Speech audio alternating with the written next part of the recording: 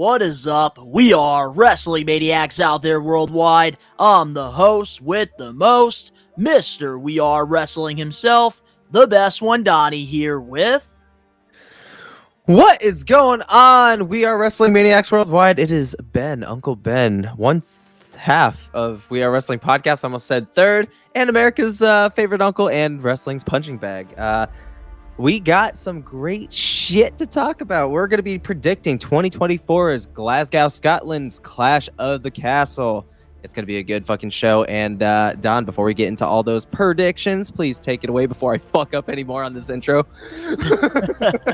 So, we do want to let all the We Are Wrestling Maniacs know that this Friday, new episode of the We Are Wrestling Podcast will be coming out. And, of course, this Saturday, WWE Clash at the Castle. We'll be doing a live watch-along. So if you're looking for somebody to watch the show with, we will be live over on the We Are Wrestling and Facebook page and YouTube. And we're also going to be doing it IRL in real life. But before we get into all the great predictions with a pretty decent card, if you're not a We Are Wrestling Maniac yet already and you're listening to the predictions, give us a 5-star review, not just any review, a best one review, and download the episode. Give us a follow. If you're not a We Are Wrestling Maniac yet already, over on the YouTube channel, where you can get the video version of the predictions for free, and you're not a part of the thousands of subscribers, we recommend you to hit that subscribe button now, turn on the post notifications. Videos be coming out of nowhere like an RKO. And of course, you already know, the grind is real. So with these predictions, I always do like to put the disclaimer out. If this is your first time listening to a We Are Wrestling predictions, we don't just give our predictions. We like to talk about the storylines leading up to the predictions, and we like to really go in depth about each match that we're talking about. And to the people that did check out our King and Queen of the Ring predictions, Ben and I, we've actually been staying up to date with the product, so there will be no botching we botched in the this hell episode. out of that one. So we have this all under control. I know I have it under control. Do you have it under control? For the most part, yes. I've been watching more Raw than I definitely was for fucking the last pay-per-view, or the last PLE, sorry. You know, I have to correct myself considering Swerve Strickland decided he wanted to correct a fucking legend on a podcast, but yeah. That was hilarious. So I thought Bully Ray was going to choke that motherfucker, but anyways, continue. he had the ball. I can't believe he actually had the balls to stand up to Bully. Notice, though, all the he people. was looking... But when he did, notice he was looking down, had his shades on, and had the fucking safety blanket of a fucking big-ass title around him to keep him safe. And even Bully gave him some attitude back. He's like, thank you so much for correcting me. I'm like, oh, this is going to get ugly. Sorry, special shout-out. So, every PLE, every pay-per-view prediction, we start off by talking about the build-up. So, from King and Queen of the Ring to Clash at the Castle, what's your thoughts on the build-up for this PLE? What build-up? What build-up? Like, it feels little to, like, it feels very non-existent. Like, if I'm going to be honest, like, it feels like we're building towards matches, but it doesn't feel like we're building towards a PLE. Like, it just feels like some other fucking Saturday, just at a different time. Like, you know, it doesn't feel as big as Clash did the first time Drew was there. The first time when, like, he showed up, it was like, yeah. Dude, it does not feel anywhere as big. Like, and I feel like it just kind of like showed up. Like, I feel like there was little to no real advertisement for Clash of the Castle other than like when Drew was there months ago. So I'm like, I find it hard to cling on to the idea of a build-up. It you know? Really came out of nowhere like an RKO, like our videos. I'm telling you, man, like it just felt very like, I wouldn't say like out of the blue, but kind of out of the blue. Like, oh shit, that's right, Clash is coming up, but you know, who cares anyways? You know, like it was like one of those things. But the crowd, I'm stoked for, because anything outside of the US is fucking like a gold mine. But at the same time, I'm like, it feels filler. Like it feels like you're just putting something in the way till we get to the next pay-per-view. Like you just didn't feel like waiting that long until SummerSlam. which understandably so. It was months between fucking SummerSlam and Mania, but at the same time, or I mean, fuck, what was the last pay-per-view we just watched? King and Queen of the Ring. Yeah, like even King and Queen of the Ring was built better than Clash. Like it feels very out of the blue and out of the ordinary, and it's hard to take any of these matches seriously. Like they're a part of like the actual timeline, if you know what I mean. You know, I feel like I'm going to be honest. Here's what I would have done. I would have had Money in the Bank this Saturday, and then I would have had Clash in July, then had SummerSlam in Cleveland in August. That's Wait, how we I still would have Money in the Bank before SummerSlam? Because they do consider Money in the Bank a big PLE. So, like, you're putting back-to-back big PLEs, technically. So why the fuck didn't we just... We should have... But... We should have had... We should have had... We should have had this fucking pay-per-view at a later date, like after SummerSlam or some shit. Yeah, because back in 2022, it was in like September, right? I think so. That's why I'm like, dude, why didn't you do this after, in between SummerSlam and fucking Survivor Series? It's a perfect amount of time. You're cramming way too much shit. I feel like they moved the pay-per-view of Clash another weekend to somewhere closer, because I have a feeling they're gonna be changing a big title. Like I have a feeling that they needed to find a place to do this before like the next pay-per-view, which is gonna lead into some other shit, I'm assuming. Because I'm assuming what they're going for is they're probably, and we're going to get into this in the predictions, but they're going to strip one person of a title to build up for the feud that we've been waiting for months. So we'll dive into it. But all I can say is it feels like a non-existent build. Here's what I feel with this. Obviously, we know right now with WWE, the injury bug is a thing. A lot of the top guys, top girls are out. But there's so many active superstars on the roster that I feel like should be on this card that aren't on this card. Where's LA Knight? Where's Jey Uso? Where's Gunter? Right. Where's Braun Breaker? Where the hell are some of these big names? Wait, want like my honest opinion? Another example. Where's the Bloodline?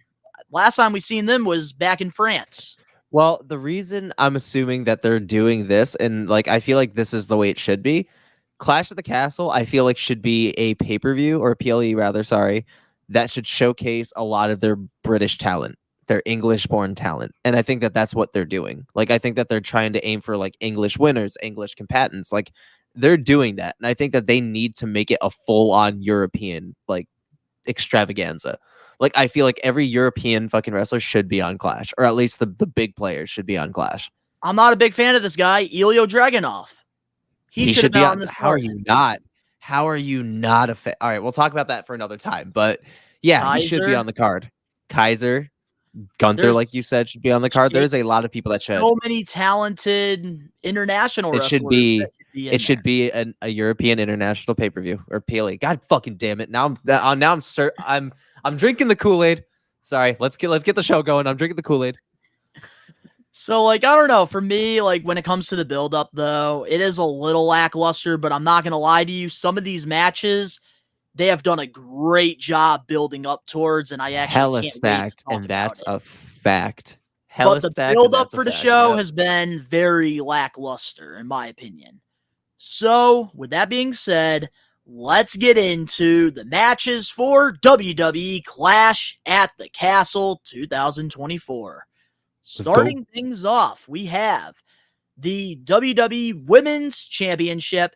Bayley will be defending her title against Piper Niven. Oh, Bayley. Ah, man. I am really fucking stoked, honestly. I'm really stoked about it. I feel like Piper Niven is somebody that has really been swept under the rug, per se, and I don't recall her being at the last Clash, and that was already a problem. So having her in a women's title match, and also allowing her to fucking brush off and dust off those apparently like hidden godlike fucking promo maker. Like, that chick, man, she could be a powerhouse if you let her. She's got the mic skills. She can go in the fucking ring. I don't know if you've seen any of her like Instagram videos of her training, but that chick can fucking haul so good in the ring.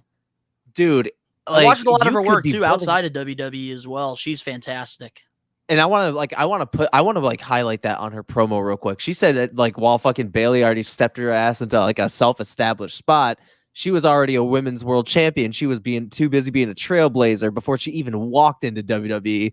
So I'm like, dude, I almost want like a video package going into this match of Yes, like that, her that, actually getting her fucking accolades. that's where I was going to tag myself in, because now that she's bringing up things outside of WWE, I want them to show us the visuals. They have a chance to do that on Friday Night SmackDown. We're And I recording feel this like it could be obviously before done. then. Even Clash, like they really need to show this stuff. And for me, Bro, I am so disappointed in WWE. Like, she's got skills on the microphone. bro. Why are we not showcasing that? Dog, like when I don't tell you, like understand. we are in an era now where I can see those video packages of her winning her accolades outside of WWE, considering the moment that fucking Dana Brooks showed back up on NXT as Ash by Elegance from TNA, let me know everything I needed to know. They are willing to break the fourth wall and cross worlds. And I'm honestly, bro, we need it. Oh God, I'm saying bro way too much. I'm starting to sound like Vince fucking Russo. But either or, we need it. She has deserved it. I hope that this is a platform to really showcase what she can do, and this gives her massive opportunities in the future, because Piper Niven has been slept on long enough, and I refuse to see her be another Ricochet. I said it.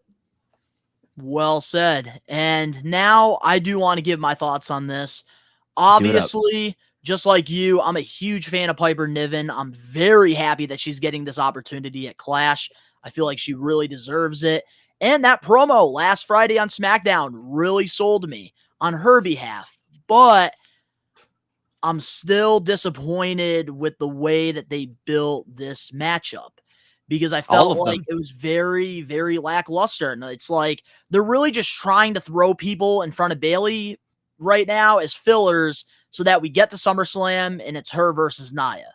That's the match that they have built. And that's why King and Queen of the Ring being like, you have two PLEs in front of it, it's really making it so predictable what's going to happen. And it's unfortunate because Piper Niven, she, like, I don't recall a match seeing her, like, I don't see her, like, how did she earn this title shot?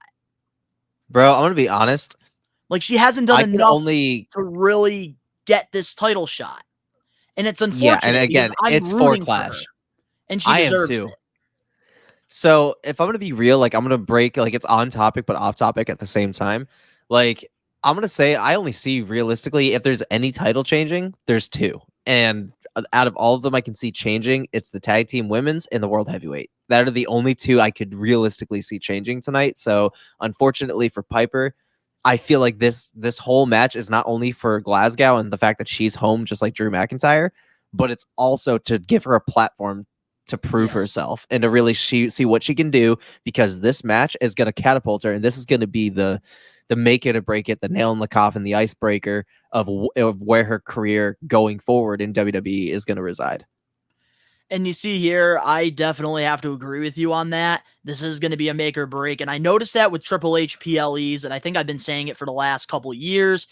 They're really trying to establish new stars. And that's why they're putting Piper Niven in this situation.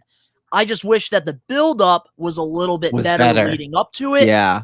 But I still think that she really is proving herself right now. And I really, really, really, really, really hope that Triple H does give her that launch that she deserves. Because right now, she's on that. I couldn't believe it with the microphone. So, like, what?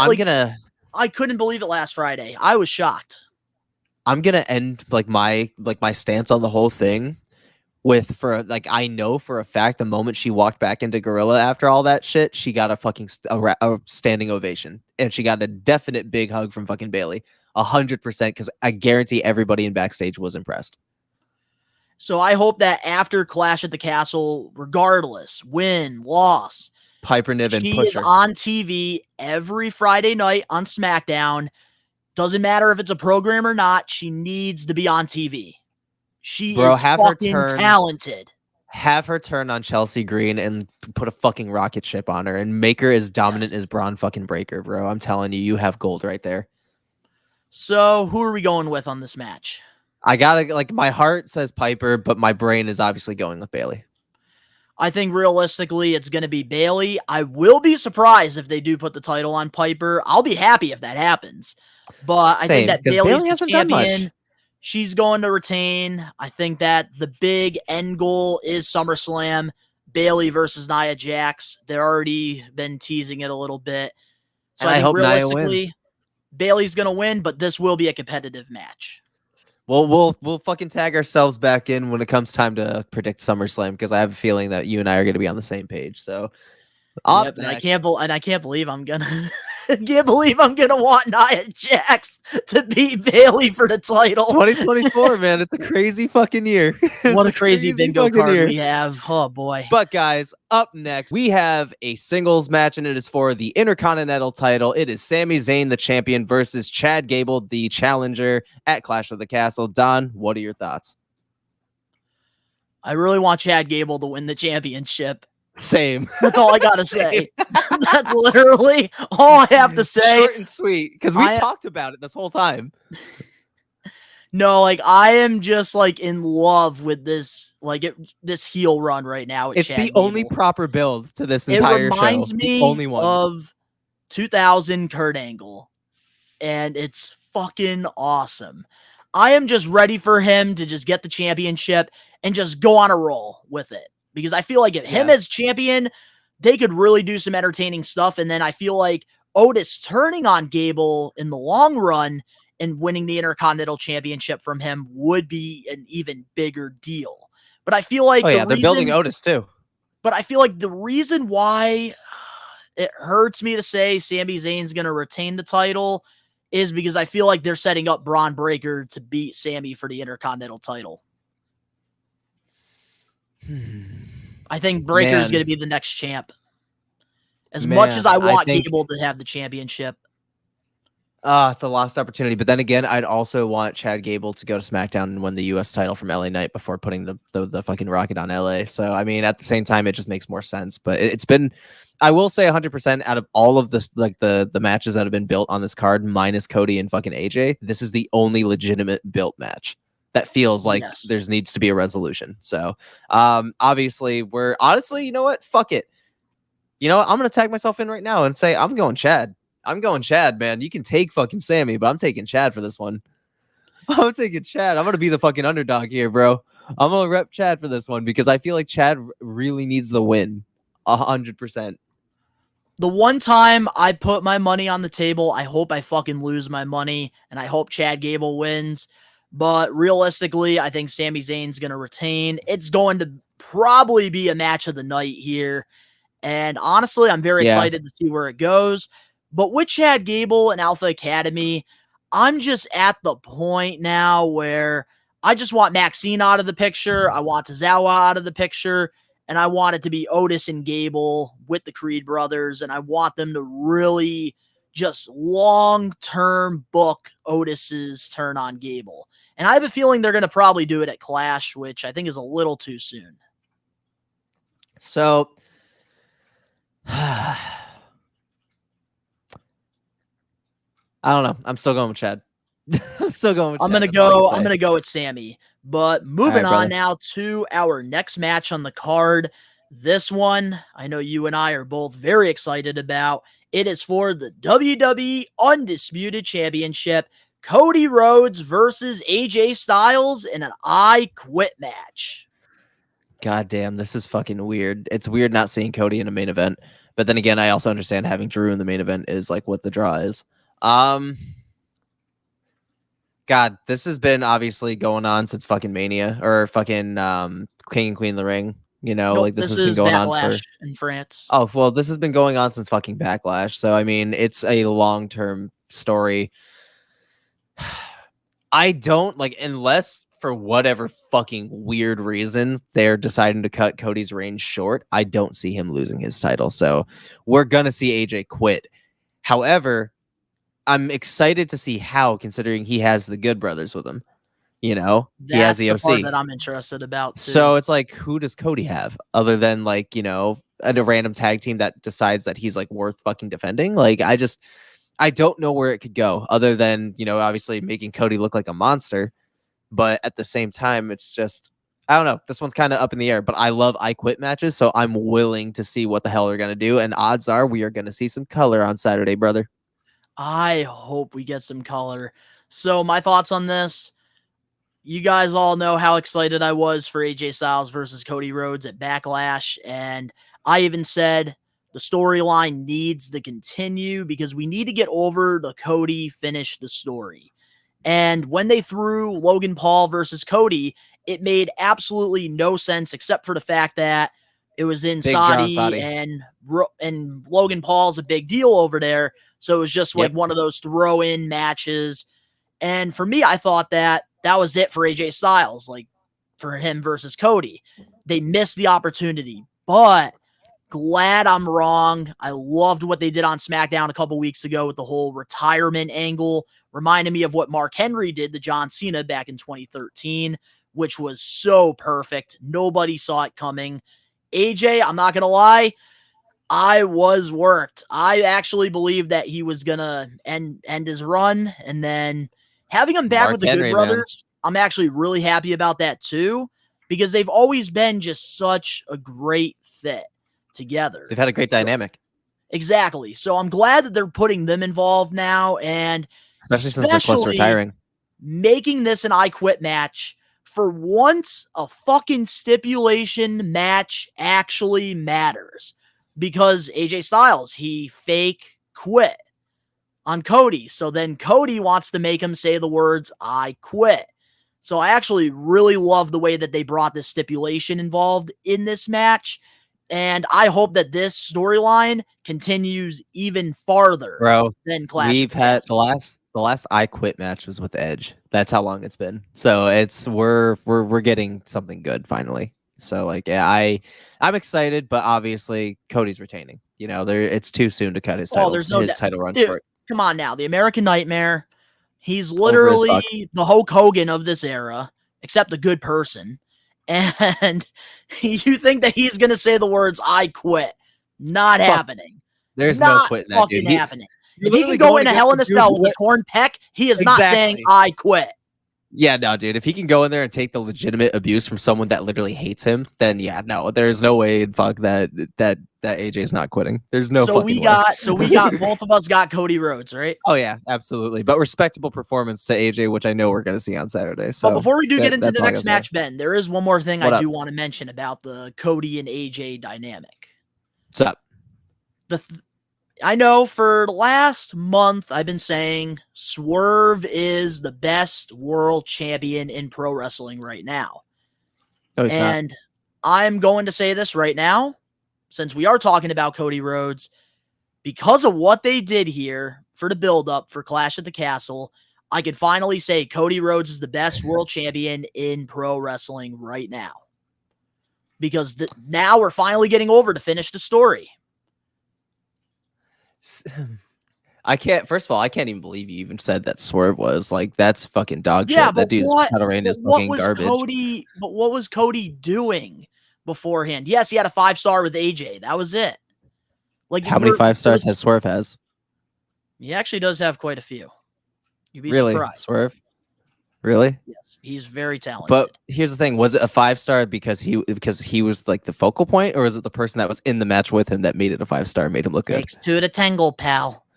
It takes 2 to tango, yeah. But all right, well, again, discussion for another fucking time. Yeah, but his storylines were actually good for his world championship. But now Cody's taken the throne, which should be his throne anyways. Yeah. But alrighty. Up next, ladies and gentlemen, we have another title match, and it is for the women's tag team titles. We got Shayna Baszler and Zoe Starks, Jade Cargill, Bianca, and Isla Dawn, Alba Fire. What are your thoughts? I gotta say, gotta hand it to WWE. They're doing a great job with the women's tag teams. I really gotta fucking card. Gotta give them credit. They're actually making the women tag titles matter. It only took fucking 2 years or 3. I think what helps is the champions right now. Bianca Belair, one of the top women wrestlers in WWE, and then having Jade Cargill, one of the top rising stars. Free agent. in the Hottest free women's agent of division. three. So honestly, having them as the champions, I think really really gets more eyes on the women tag teams, which I like. I'm noticing Indy Hartwell and Candice LeRae doing some stuff now, which I feel like they should be in this match and they should be doing like a fatal 4-way tag. But honestly, I like how we're getting different wrestlers in here. I really like that we're getting Zoe Starks and Shayna. And then I also really do like how we're getting Abba Fire and her partner. Shayna's another person that needs to fuck out from WWE because they've had so many like instances where she had a rocket ship on her and they never fucking pulled the plug. Dude, that underground match on NXT, that was pretty fucking good awesome. with Lola Vice. I just hate the fact that she lost, considering we know for a fact in real life she would have fucking wiped the floor with Lola Vice. I'm sorry, but it's true. Yeah, I'm sorry, no, it's fucking true. But I will say, I do like how they're giving opportunities here. I really hope that we do get more women tag teams because I think they're starting to finally get some momentum in this division. And I feel like all they really need now for the women is a mid-card title.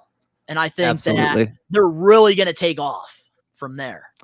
They already did it on NXT, so we're probably going to see it within the next year. By at least by the Netflix era of Raw, we're probably going to see a mid-card women's title. Definitely. And I also really like how Abba Fire and her partner, they're back on TV as well because they disappeared for like a full year. So to see them actually back now in the title picture, I really like that. So honestly, with this match, I'm going to have to go with Bianca and Jade Cargill. I think they're going to retain the titles, but it's going to be a great competitive match. So I'm going to agree with you there just because, again, I know where my brain lies. But my heart, honestly, I kind of want it to go to Shayna and Zoe. Like, I feel like they would be a dominant heel tag team. And I feel like by, Jade fucking that up or, the other way around would start and kick off with the feud. Oh, yeah, they want to go for Mania. They want to go for Mania, baby. Because by that time it'll likely be Bianca as the women's champion, and then fucking they're gonna have Jade take it. Honestly, yeah, I'm just gonna go with Jade and Bianca, but my heart wants Shayna and Zoe. But here's the thing, though: the good thing about Jade and Bianca retaining the championships are we're gonna continue to pay attention to the women's tag team division. So I think, honestly, let's let them keep this momentum. And what's crazy, I'll let them cook. Dude, I don't think anybody had this on their bingo card for 2024. I think the women tag team championships on PLEs have been defended more than the Raw and SmackDown tag titles. They have. Like, I don't even think... Hold on a minute. Wait. Backlash? Ever since they were one. Backlash, King and Queen of the Ring, and Clash. Dude, the tag team titles have not been defended during 3 PLEs. I think they're waiting for the Big Fives. The Big Fives are probably where all titles will be going on the line. Like, I want we need 7 matches on the title card. Needs to be on the line. We need to go back to 7 matches on the card. We 5 is do, just especially there's way too much talent. There's way too much talent. That's what I'm saying. And like, for the Big Five, I can 100% see all titles being like on the line, especially Mania. Well, not even Mania, but Night of Champions, every single title needs to be on the line again. Like every single one. I feel like when it comes to PLEs, the tag titles, it needs to be like every other. Like one PLE, the Raw titles are on the line, and then second SmackDown. Like, I don't even think R-Truth and Miz, I can't even think of when they defended the tag titles. I don't even remember them being really in a match since winning them. So yeah, I got That's what I'm saying. Yeah, I know, man. I know. I'm glad that all of us in the IWC, we talk about the good with WWE, but we never talk about the So who do you got? Yeah, so I have to go with Jade and Bianca. I'm going to go with Jade and Bianca myself. Easy. It'll be a good match. But now let's get into the main event match for WWE Clash at the Castle 2024 for the WWE World Heavyweight Championship. Damian Priest defending his championship against Drew McIntyre. He really do look like bisexual Undertaker. So better come out to Broken Dreams. That's the first thing I'm gonna say. So I'm gonna give you a hot take real quick. I'm just gonna give you my scenario. It's gonna be a fucking killer match, obviously, because one has something to prove and one wants something very bad because he fucked up at Mania. Now, Here's my hot take.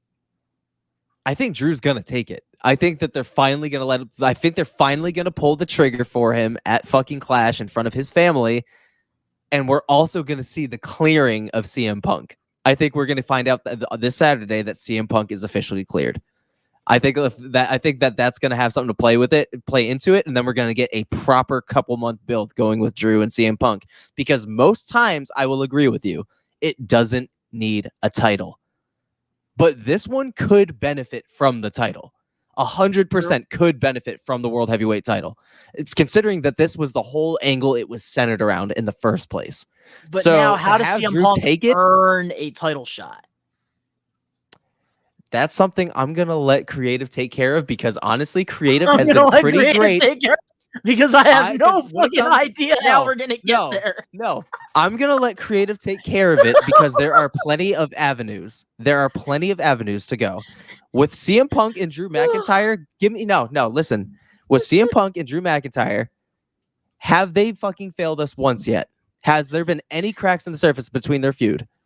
No, there hasn't. Exactly. So yes, I will comfortably say I will let Creative take care of it this one time. And I have never said that before. Match in WWE is going to be for the World Heavyweight Championship. No, I'm not saying that. I'm not saying that that's his first singles match. I'm just saying that it will have to involve the title if you want it to have the impact you want it to have. And the only way the world title is going to be involved is if Drew wins it in front of his family, making it even bigger unless the other route, which I was going to say, CM Punk screws him again, even in front of his family. So now we're going to go down the rabbit hole and build towards SummerSlam. That's the avenue I'm on. But at the same time, not having Drew win the title, especially now, especially proving that Damian Priest's title run has been lackluster as fuck. It has been the worst title run since Jack Swagger. I'll 100% say it. It has been the worst title run. I'm not fucking crazy Swagger. When I said that before WrestleMania. I never said that you were crazy for feeling that way. I just said, give my boy. I said, let him cook. Like I've said every other time, let him cook. But I never said you were crazy. But it has been the most lackluster. Exactly. He has been lackluster as fuck. So I would not be upset if they took it off of him. Because I'm telling you this right now. If Drew comes out to Broken Dreams. Temperature's too high on the stove. I'm telling you now, if he comes out to Broken Dreams, you are going to see Drew McIntyre walk out as champion. I'm telling you that right now. I hope so. If he comes out to fucking Broken Dreams, he is leaving champion because they have yet to actually pull that trigger. So if they do it in front of his family at Scotland, because there had to be a reason as to why he resigned, because he was milking it. That dude was genuinely upset. So if he resigned, there had to have been some fucking kind of reason as to why. And I feel like this is why. And to defend his title and win the feud between him and CM Punk, that is huge on a resume. Huge. So what else could he have signed big for? And from what I hear, he's making guap now. So what is he signing for? I have a feeling it is Avenue 1. But that's just me. Drew McIntyre, the reason why he re-signed, it wasn't to be world champion. He just wanted to be on TV regularly. And during the time that he was frustrated with his contract, they weren't really using him on TV. Like, he was losing big matches, and they just weren't using him at all. See, I disagree there because he's been on TV. Because right now he is on TV regularly right now, and I don't think he's going to be going anywhere despite losing. He was even beforehand though. Like he was on TV regularly, more regularly than anybody in catering, and a lot more regularly than Roman fucking Reigns. So what's the problem? So what's the problem? Not really. Like he's been on more PLEs now than he was before. He did get lost in the shuffle for a little bit. PLEs, but he was still on TV every fucking week. He was still wrestling every fucking week. So I don't think it was a TV issue. Dude was on TV. Yeah, because after WrestleMania after that triple threat match at WrestleMania with Sheamus and Gunther, Drew McIntyre disappeared for a couple months.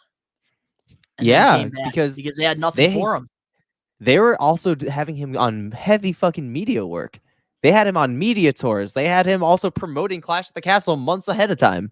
So it's like and also you have to think he is also one of the only last real regular full-timers that have been carrying the fucking company on his back single-handedly since 2020. He's allowed time off. Look, So at the same I'm time, not going to like, disagree. I don't disagree with you at all. oh my God. I'd rather Drew be the fucking world heavyweight champion than Damian Thank Priest right you. now. Trust Thank you. me Thank on you. that. I even said it beforehand. I know how talented Damian Priest is, but I So was imagine how fucking pissed I was at nervous Mania. when he won the championship because I Yeah. felt like he wasn't ready to win it. Yes, He I was isn't. happy for him to get that moment, but dude is just it's not even his fault. It's fucking booking, all right? Let's call it like And it it's is. sad I'm because sorry, but this Damian has been Priest, a main event for a PLE. This is one of the worst fucking buildups that has ever happened under Triple H in see, WWE. I gotta disagree there because I feel like the buildup's The been pretty solid. storyline's been ass. But the buildup has been pretty solid, I will say, considering it's been being built since fucking Mania. They've been But they building this feud haven't since done Mania. anything to convince me otherwise. It seems like Damian Same. Priest is more focused on the Judgment Day bullshit, while friggin' Drew McIntyre is more focused on social media and CM Punk. Like, it just feels like a filler, and it's so fucking unfortunate because I want Either this or. match. Like, I'm excited for this match, but I wanted the build-up to be just as exciting. You know, and it either wasn't. or. I'm gonna go with Drew winning this. Either or. I'm gonna put my eggs on Drew McIntyre. So I'm going to be going with Damian Priest. I think that he's going to retain the World Heavyweight Championship because I think that this is going to add some credibility to his World Championship run, something he really needs. And I think that this could help him. And I also do see CM Punk showing up and embarrassing Drew McIntyre in his home country, in front of his family. And I think that going into SummerSlam, we're going to be getting Damian Priest and Finn Balor. Or Finn Balor will win the Money in the Bank and cash in on Priest. And lose. So all I'm going to say is even if Damian wins and retains, it's only going to give him credibility if he does it clean. If CM Punk interferes, it's just going to look, it's no credibility. Like, it's just, again, a paper champion. You are kind of right on that, too, because he needs to do it clean. Damian Priest, they've been teasing this is, I think, why I've hated this feud, because they're like trying to make Damian Priest a babyface. Then on the end of Raw last Monday, the Judgment Day attacked Drew McIntyre. And it's like, wasn't Damian supposed to be the babyface in this feud?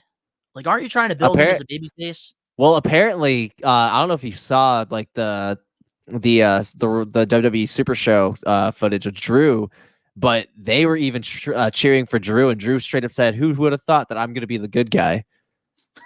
I think they switched the roles. I think Drew's going to be going back to being babyface, and Punk's going to be heel on return, because there's been rumblings of that. So, I think they may have switched the roles. I think Damian might be staying as a heel. But one thing I will say, like, overall, when it comes to the PLE, yes, the storylines were very lackluster for the most part, but I really think all these matches really have the potential of making a really good PLE. And honestly, I'm very excited for the live watch along this Saturday, and I can't wait to see what's going to happen. Despite feeling like it's very predictable, I think it's just us outcomes. chilling, right? Wait, but here's the thing I want to say, though. The outcomes of the matches, we don't know how the outcomes are going to be. And that's the part I'm interested in. I want to see what's going to happen with the I Quit. What's going to be the finish for that? What's going to be the finish for the main event with the World Heavyweight Championship? Sami Zayn and Chad Gable. Is Otis going to turn on him? There's so many scenarios that make me really excited about the card overall. Bro. It's got potential. So you got Damian Priest, I got Drew, so our predictions are over. But I have a question about the stream. Okay. So you know how you said, you're gonna call me fucking crazy for this, and you're probably gonna say no, but it's worth a shot. You can always the worst thing you're gonna say is no. What if we streamed Clash at the Castle outside by the pool? Ooh. What if we brought a TV out with like extension cords and I can bring my Fire Stick with me or something, and we just hooked up to the Wi-Fi and streamed outside for once and said fucking indoors? and just had some drinks outside, swim in the pool a little bit, have some bets, and be like, all right, he lost, jump in the fucking pool. let's check how the weather's gonna be for Yeah. Saturday before we Let's close off stream this. I outside. like it. I like Why don't it. we do, if not Saturday, Good weather we're on definitely doing Saturday, it for 75 degrees, full sun. Yes, We're doing it. let's do We're it. doing it. I would We're say, doing it if now. not, I would say if not Clash, we're definitely doing it for SummerSlam. Fucking outside by the pool, fucking just sun up, sun On a down, Saturday the lights night? going. Fuck yeah. dude. Get the tikis. Let's go. By the fire. Let's test the theory this Saturday though. We'll try it for size, you and I, this Saturday. But I'm down to just fucking pull up the fucking beach chairs. I got beach and lawn chairs that have a little cooler on the inside we can fucking pull up on. Like, yeah, dude. Let's do it. Let's do it down outside. to try this. This is a good Let's idea. fucking do it. Let's fucking So guys, do it if our outside, stream bro. totally fucks up, it's because of Ben. But overall, Ben, how excited are you for Clash at the Castle?